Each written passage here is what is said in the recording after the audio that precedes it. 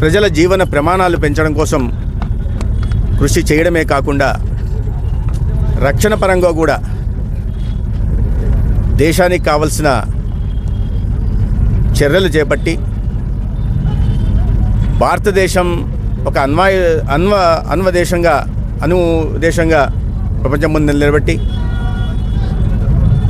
మన దేశానికి గౌరవం గుర్తింపు తెచ్చిన నాయకుడు అటల్ బిహారీ వాజ్పేయి గారు. వారి శత జయంతి డిసెంబర్ 25ని కేంద్ర ప్రభుత్వం కూడా గుడ్ గవర్నెన్స్ డేగా ప్రకటించింది, సుపరిపాలన దినోత్సవంగా. ఎందుకంటే 6 సంవత్సరాల వాజ్పేయి గారి పాలన అంత సుభిక్షంగా ఒక రామరాజ్యంలాగా నడిచిందన్న విషయాన్ని ప్రజలు కూడా గుర్తించారు.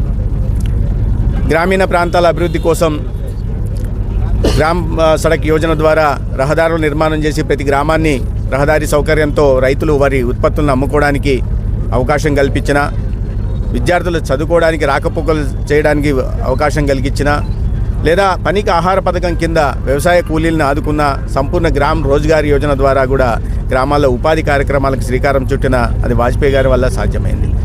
వ్యవసాయ రంగానికి ఊతం ఇవ్వడం కోసం సమగ్ర పంటల బీమా పథకం తీసుకొచ్చి ఉద్యోగస్తులు ఇతర వ్యాపారస్తులతో పాటుగా రైతుల కోసం కూడా కిసాన్ క్రెడిట్ కార్డు తీసుకొచ్చి, తర్వాత నదుల అనుసంధానం ద్వారా సస్యశ్యామలం చేయడానికి అవకాశం ఉంది, దానికి కూడా ఒక ప్రతిపాదన తీసుకొచ్చి వాజ్పేయి గారు ఇవాళ అన్నదాతకు అండగా గతంలో నిలిచారు.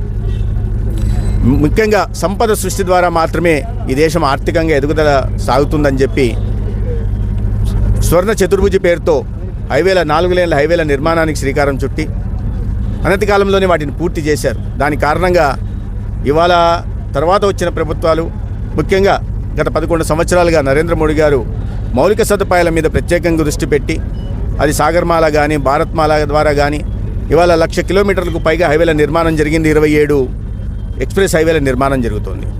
వీటి ద్వారా ఉపాధి అవకాశాలు కలగడం, సిమెంటు రంగానికి ఊతం, స్టీలు రంగానికి ఊతం, ఇవి మాత్రమే కాకుండా ఈ లాజిస్టిక్ కారణంగా, కనెక్టివిటీ కారణంగా పెద్ద ఎత్తున పెట్టుబడులు రావడం, పరిశ్రమలు రావడం, తద్వారా స్థానిక యువతకి ఉపాధి అవకాశాలు కలగడం, దీని ద్వారా మన సంపద సృష్టి జరుగుతూ ఉంది. దానికి ఉదాహరణ ఎక్కడో 11వ స్థానంలో పునారులెత్తున్న భారతదేశం గత 10 సంవత్సరాల్లో 4వ స్థానానికి వచ్చి 3వ దిశగా పరుగు పెడుతుంది. వీటి అన్నిటికీ కూడా స్ఫూర్తి, ప్రేరణ ఆనాడు వాజ్పేయి గారి ఎన్డీఏ పాలన నుండి వచ్చింది. ఆనాడు ఎన్డీఏ పాలనలో 23 పార్టీలని ఒకటి చేసి ప్రధాని